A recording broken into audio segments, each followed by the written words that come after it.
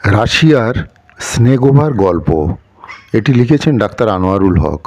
রাশিয়ার উত্তরে বরফ ঢাকা একটি ছোট্ট গ্রাম, যার নাম স্নেগোভা, বরফের শহর নামে পরিচিত। গ্রামটি সারা বছরেই তুষারের সাদা চাদরে মোড়া থাকে। দূরের আকাশে দেখা যায় বিশাল পাহাড়ের সারি, যেগুলো বরফে ঢাকা পড়ে আছে। গ্রামের অধিকাংশ ঘর কাঠের তৈরি, আর তাদের ছাদে মোটা বরফ জমে থাকে। শীতকালে গ্রামের চারপাশে এক ধরনের নিস্তব্ধতা নেমে আসে। বাতাসে হিমের ঝাপটা লাগে, আর সূর্যের আলো তখন তুষারের উপর পড়ে চারপাশে ঝকঝক করে ওঠে। তবে এই নিস্তব্ধতার মধ্যেও জীবন থেমে থাকে না।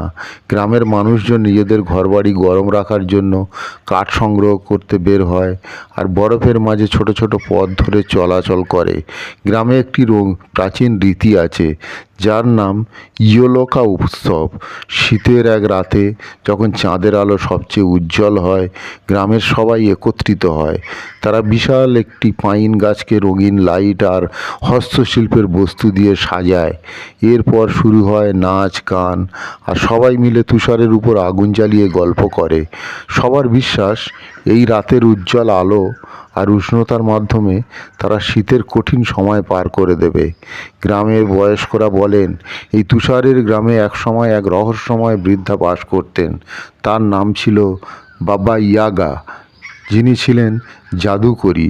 শোনা যায় তিনি শীতের রাতে বরফের ফাঁক দিয়ে হেঁটে যেতেন, আর গ্রামের মানুষদের নানা পরামর্শ দিতেন। তবে তিনি কোথা থেকে আসতেন আর কোথায় যেতেন তা কেউ জানতো না। আজও যখন কোনো দুর্যোগ বা বড় শীত আসে, গ্রামের মানুষজন মনে করে বাবা ইয়াগার প্রাচীন আশীর্বাদ তাদের রক্ষা করবে।